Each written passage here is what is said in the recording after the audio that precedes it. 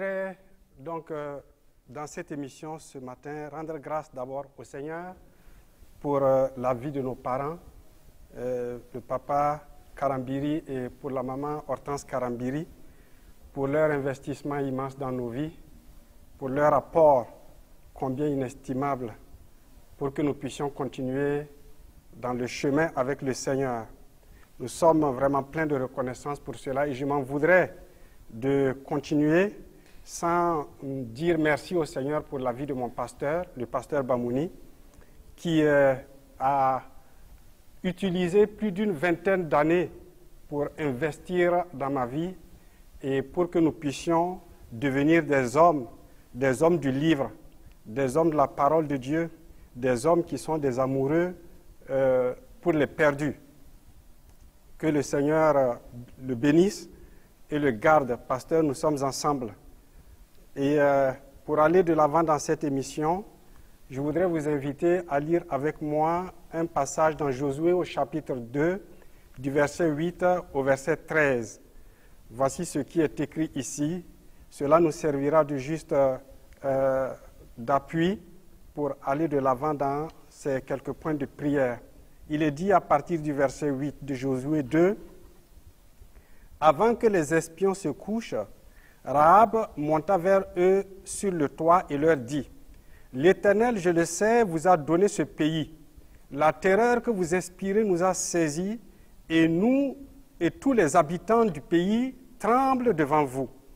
Car nous avons appris comment, à votre sortie d'Égypte, l'Éternel a mis à sec devant vous les eaux de la mer Rouge, et comment vous avez traité les deux rois des Amoréens au-delà du Jourdain, Sihon et Og, que vous avez dévoués par interdit. Nous l'avons appris et nous avons perdu courage, et tous nos esprits sont abattus à votre aspect, car c'est l'Éternel votre Dieu qui est Dieu en haut dans les cieux et en bas sur la terre. Et maintenant, je vous prie, jurez-moi par l'Éternel que vous aurez pour la maison de mon Père la même bonté que j'ai eue pour vous. » Verset 13. « Donnez-moi l'assurance que vous laisserez vivre mon père, ma mère, mes frères, mes sœurs et tous ceux qui leur appartiennent, et vous nous sauverez de la mort. » Que Dieu bénisse sa parole. Je voudrais juste, avant de continuer, replacer ce passage-là dans son contexte. On se souvient que le contexte ici, c'est qu'Israël a quitté l'Égypte et fait son chemin vers la terre promise. Bien évidemment, non sans difficulté, non sans embûche. Et ils parviennent à Sittim qui est une vallée aride à l'est du Jourdain. Et de là, Josué va envoyer 2 espions pour explorer la ville de Jéricho, qui se dressait fièrement devant eux comme un obstacle insurmontable, comme une citadelle imprenable. Alors, les 2 espions arrivent là et frappent à la porte d'une prostituée nommée Rahab, qui le reçoit dans sa maison. Et sa maison était bâtie sur une partie des remparts de la ville.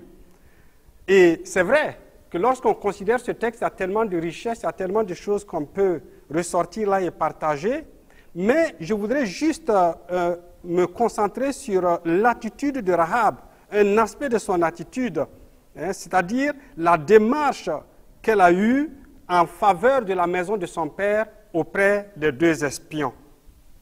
C'est très intéressant ici parce que nous voulons parler de la famille et ce que Rahab a eu justement comme démarche auprès des espions, c'était en faveur de sa famille. Et d'abord, déjà, ce que nous pouvons noter, c'est que avec tout ce qu'elle avait appris de ce que l'Éternel avait fait pour Israël quand il a quitté l'Égypte, avec tous les miracles, tous les exploits, des choses dont il n'avait jamais entendu parler, mais qui sont arrivées par la main de Dieu en faveur donc du peuple d'Égypte. Toutes ces choses-là, Rahab avait appris, et puis tout le peuple auquel elle appartenait avait appris ces choses-là. Et il tremblait à l'idée que ce peuple-là était en train de venir contre leur ville. Et donc, Rahab, quand elle met les choses ensemble, elle réalise que elle se tient dans le mauvais camp. dans le camp qui va être défait, dans le camp qui va être détruit, elle se tient dans un camp qui n'a pas d'avenir. Et là, du coup, elle réfléchit et elle se dit non, il va falloir que je change de camp. Et c'est là qu'elle va vers les espions et elle va décider de changer de camp. Et vous savez, ne pas appartenir à Christ, c'est être dans le mauvais camp. Et l'Esprit de Dieu nous exhorte à nous mettre dans le camp de Christ, dans le camp de la vie, dans le camp de la lumière, dans le camp des vainqueurs. Et ça, c'est très intéressant. Et une deuxième chose qu'on peut remarquer là, c'est qu'elle va prendre le risque de cacher les espions. Le roi de Jéricho va envoyer des espions, et va envoyer plutôt des hommes pour se renseigner au sujet des 2 espions qui sont montés dans la maison de Rahab.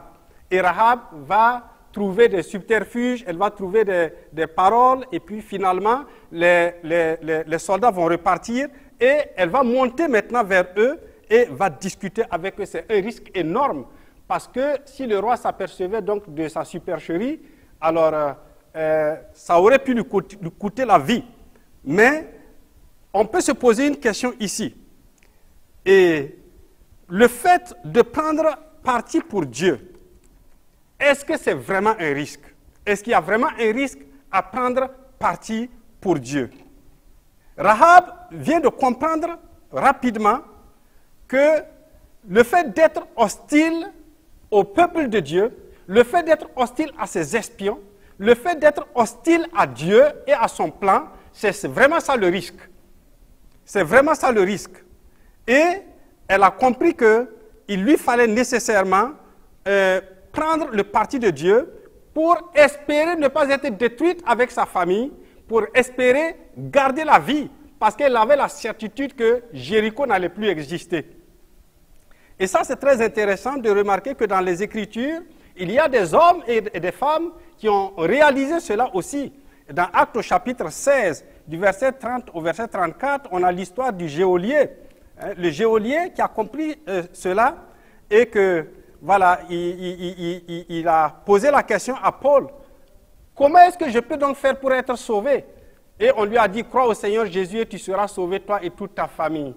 Et c'est sur le point qu'ils ont été baptisés et ils se sont vraiment réjouis, lui et toute sa famille.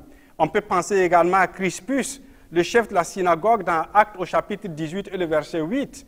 On peut penser également à Corneille, dans Actes au chapitre 10 et puis au chapitre 11. C'est avec toute leur famille. On peut penser à Stéphanas, dans 1 Corinthiens chapitre 1 et le verset 16 également.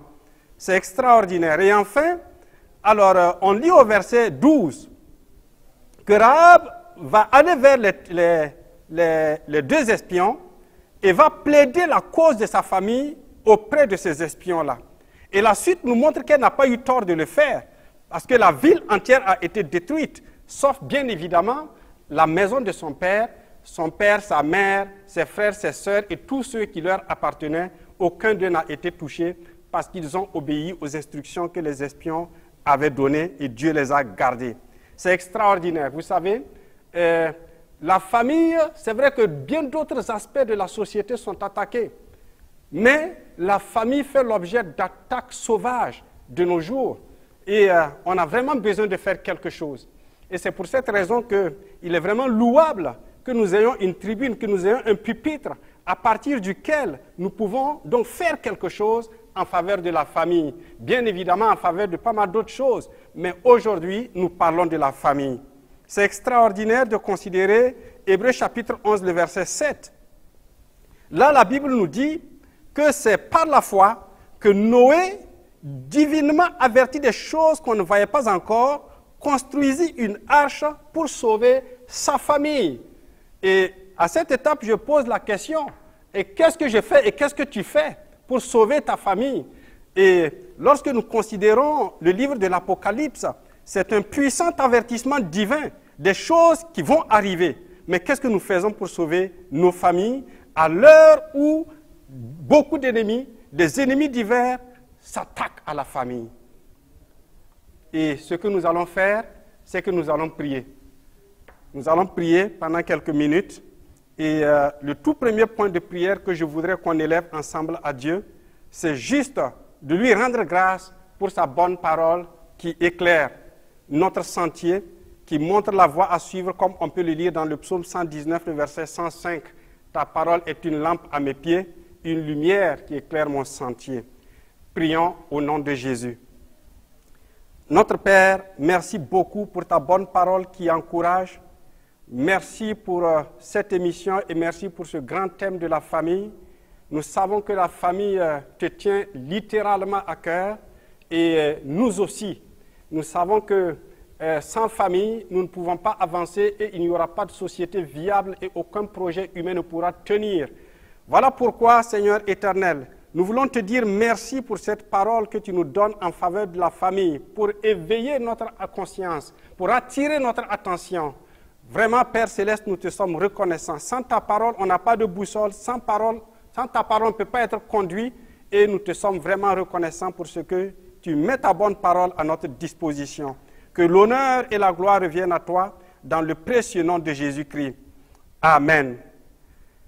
Bien, nous continuons de prier. Et le prochain point de prière va concerner le salut des familles. Nous allons demander au Seigneur d'intervenir. Que dans sa grâce infinie, des familles entières se convertissent et se tournent vers le Seigneur pour être sauvées. Prions ensemble à la lumière de ce que nous voyons comme référence dans la parole de Dieu. On a cité tout à l'heure Crispus, Stéphanas, et puis les geôliers, etc. Donc prions le Seigneur pour qu'il y ait des conversions entières, des familles entières à Christ. Notre Père, nous venons te bénir et te louer encore. Merci. Merci pour toutes les familles de la terre. Nous te sommes infiniment reconnaissants pour chaque famille de notre nation. Nous bénissons ton nom pour toutes les familles qui entendent ta parole. Nous te bénissons et nous prions, Seigneur éternel, que des familles entières se tournent vers toi et soient sauvées et ajoutées au corps de Christ. Des familles entières, Seigneur éternel, des pères, des mères, des enfants, des frères, des sœurs. Oui, Seigneur éternel, des familles nucléaires comme des familles élargies, nous prions que des familles entières se tournent vers toi, soient sauvées et soient ajoutées au corps de Christ.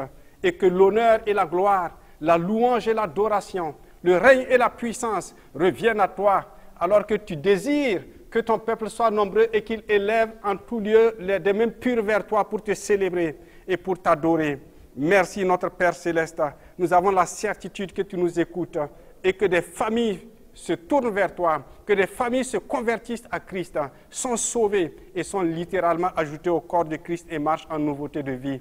Béni soit ton nom notre Père, dans le précieux nom de Jésus-Christ. Amen. Alors nous allons prier pour que Dieu apaise les cœurs dans les familles, que Dieu libère les cœurs de toutes les tensions, libère les familles de toutes les tensions. Lorsque nous lisons Éphésiens chapitre 4, verset 31 au verset 32, nous voyons qu'il y a des clameurs dans les cœurs, des clameurs dans les familles, des animosités, et il y a tellement de choses négatives qui se produisent dans les familles et qui sont même entretenues par l'esprit des ténèbres, et toutes choses donc qui ne facilitent pas la vie des familles, le bonheur et l'épanouissement des familles. Nous allons prier que le Seigneur libère les familles donc de ces diverses tensions-là, au nom de Jésus-Christ. Amen. Alléluia. Notre Père, nous élevons les familles devant ton trône et nous demandons dans le précieux nom de Jésus-Christ que l'onction de ton esprit brise les jougs de toutes les formes d'animosité qui sont en train de prévaloir contre les familles.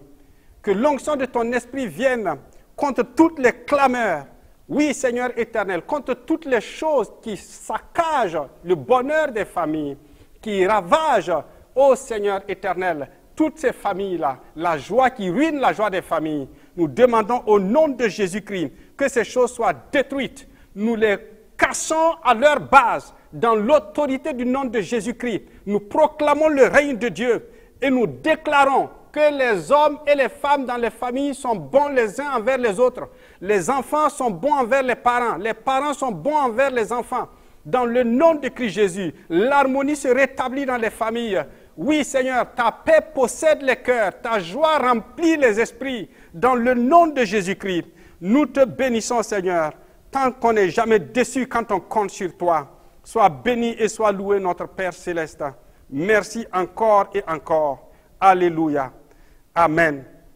Et nous allons prier cette fois pour l'éducation des enfants, selon Proverbes chapitre 22 et le verset 6, parce que nous savons que lorsque la parole de Dieu est amenée et apportée quelque part, il n'y a rien à faire, il y a un changement littéral qui prend place.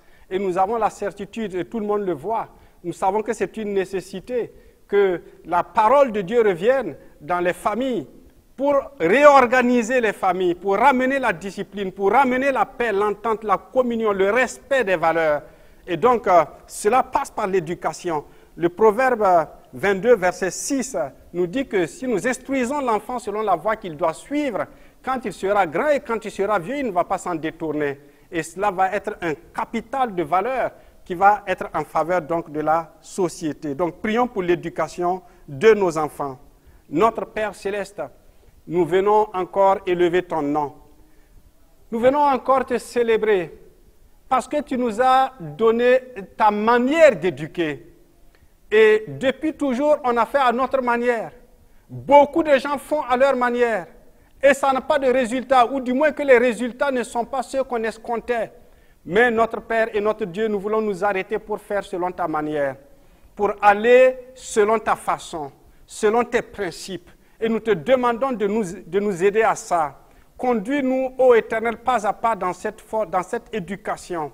Nous te demandons de nous donner la grâce de pouvoir éduquer nos enfants selon ta parole, que nous puissions les ramener sur ta parole et placer ta parole dans leur cœur, faire du nous tétéo, leur communiquer ta pensée, en sorte que toutes les autres pensées, la vaine manière de vivre selon 1 Pierre chapitre 1, verset 18, qu'ils ont reçu, ô Éternel, qu'ils ont hérité de leur Père, ô Éternel, que ces choses soient cassées et que la pensée de Dieu s'incruste, la pensée de Dieu s'installe, la pensée de Dieu prenne place de manière littérale, que la pensée de Dieu devienne expérimentale pour eux, les contrôlant au quotidien, recentrant les valeurs dans le nom de Jésus-Christ, ramenant le respect, notre Père, car il n'y a que ta parole par ton esprit qui peut faire ce miracle-là. Et tu sais qu'au Burkina, nous en avons besoin. Dans nos familles, nous en avons besoin. Dans nos églises, nous en avons besoin. Dans nos lieux de service, nous en avons besoin. Nous avons besoin, Seigneur éternel, que tu apportes une touche particulière à l'éducation et que tu nous y aides à ça, Seigneur, dans le précieux nom de Jésus-Christ. Alléluia. Merci, Seigneur éternel, alors que nous avons cette certitude que tu nous écoutes. Béni soit ton saint nom et loué soit ton saint nom. Et nous continuons, nous allons prier que les projets de ténèbres contre les familles soient renversés et soient détruits au nom de Christ Jésus, car nous avons reçu le pouvoir de marcher sur les serpents et sur les scorpions et sur toute la puissance de l'ennemi sans que rien nous nuise. Nous le lisons dans Luc chapitre 10 et le verset 19. Prions. Notre Père et notre Dieu, nous élevons nos voix, t'apportant encore les familles et priant qu'au nom de Jésus, toutes les œuvres des ténèbres, tous les projets méchants contre la famille, tous les projets de destruction, tous les projets de division, tous les projets de divorce, tous les projets de renversement des valeurs dans les cœurs. Oh Seigneur, tout ce qui travaille à ruiner l'amour, tout ce qui travaille à ruiner l'harmonie dans les familles, nous prions au nom de Jésus que ces choses soient renversées. Nous déclarons que ces choses sont renversées. Nous proclamons le renversement total, littéral, jusqu'à leurs racines de ces plans ténébreux-là. Dans le nom de Jésus-Christ, nous proclamons la confusion totale dans le camp de l'ennemi. Nous proclamons la confusion totale dans le camp de l'ennemi. L'ennemi est confus dans le nom de Christ Jésus. Ces projets sont détruits au nom de Jésus. Ces œuvres sont cassées à leur base au nom de Jésus. Ô Seigneur éternel, de tous nos vœux, nous appelons ton règne sur les familles et contre les œuvres des ténèbres et contre les projets des méchants. Notre Dieu, nous savons que pour les familles, tu as des projets de bonheur, des projets de paix et non de malheur pour donner un avenir et de l'espérance. Oui, Seigneur éternel, et c'est ton plan qui va arriver pour les familles. C'est ton plan qui va marcher pour les familles. Nous le déclarons avec assurance parce que toi, tu es celui qui règne. Tu es Dieu en haut dans le ciel, Tu es Dieu en bas sur la terre et c'est toi qui règnes. Gloire et louange à toi alors, pour ce que aucun plan des ténèbres ne prospérera contre les familles, dans le nom de Jésus-Christ. Amen. Et nous allons prier à présent, selon le psaume 133, à partir du verset 1. La Bible dit qu'il est doux et qu'il est agréable pour des frères de demeurer ensemble. Donc, dans une famille, c'est vraiment de la douceur, c'est le bonheur normalement.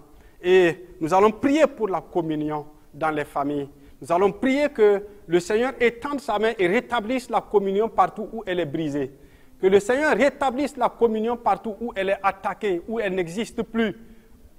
On va prier pour cela, dans le nom de Jésus. Notre Père, ta parole nous dit qu'il est doux et qu'il est agréable pour des frères de demeurer ensemble, pour des familles d'être unies, pour des familles d'être ensemble.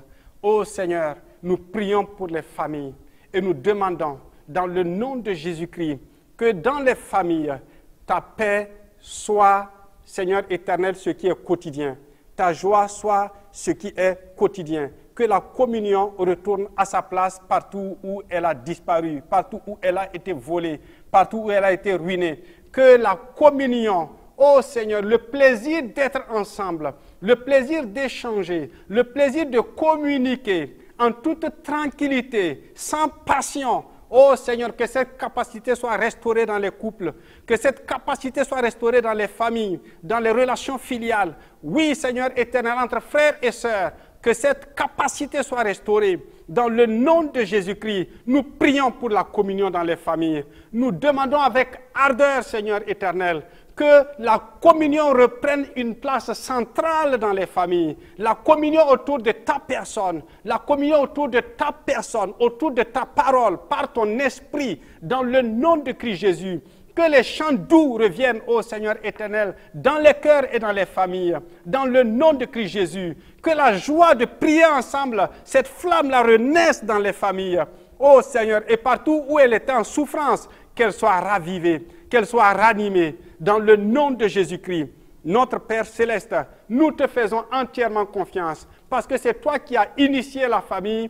Et lorsque les familles sont en panne, il n'y a que toi pour les dépanner. Il n'y a que toi pour les remettre en chemin. Et nous te demandons de le faire. Et nous te rendons grâce par la foi, parce que nous avons cette certitude que tu le fais. Que l'honneur et la gloire reviennent à toi seul, ô notre Dieu, dans le précieux nom de Jésus-Christ. Merci pour la communion restaurée. Merci pour la communion renforcée dans les familles, dans le nom de Jésus-Christ. Alléluia. Amen. Et nous allons prier à présent pour que la famille soit débarrassée de celui qui vient diviser. Dans Genèse chapitre 3, on voit que le diable il est allé et il a fait un travail. Et les accusations sont intervenues. Et ça n'a pas été simple. Et ça continue de ne pas être simple justement jusqu'aujourd'hui. Et donc nous allons prier que celui qui divise soit éloigné, soit chassé littéralement.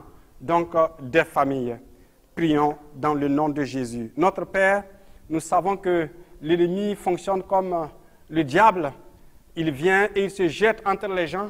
Il vient se jeter entre l'homme et la femme, entre l'homme et les enfants, entre la femme et les enfants. Entre les enfants, il vient se jeter. Notre Père, et nous prions que dans l'autorité du nom de Jésus-Christ, cela n'arrive plus jamais. Que ce qui s'est passé dans le jardin d'Éden ne puisse pas se perpétuer, que ça ne continue pas à cause de Christ, à cause de la parole de Dieu, à cause de la communion rétablie, à cause de l'excellence de l'action de l'Esprit de Jésus. Oui, Seigneur éternel, nous avons la certitude que alors que nous nous tenons dans le sang, alors que nous nous tenons en Christ, ô Éternel, ces choses peuvent ne pas opérer. Et nous proclamons que dans les familles, l'activité démoniaque, l'activité diabolique, précisément, l'activité diabolique est détruite dans le nom de Christ Jésus. Ô Seigneur, sois béni et sois loué, et que l'honneur et la gloire reviennent à toi seul, notre Père. Nous sommes fiers de toi, tu sais. Nous sommes fiers de toi. Béni soit ton Saint-Nom. Et nous voulons nous arrêter là, en rendant grâce au Seigneur pour tous ces sujets. Selon Marc chapitre 11, verset 24 jusqu'au verset 25, il nous est dit que lorsque nous demandons quelque chose, de croire que ce que nous avons demandé, nous l'avons reçu et nous allons voir la chose arriver. Voilà pourquoi nous ne sommes pas inquiets pour la famille. Rendons grâce ensemble au Seigneur. Père, béni soit ton Saint-Nom pour la famille.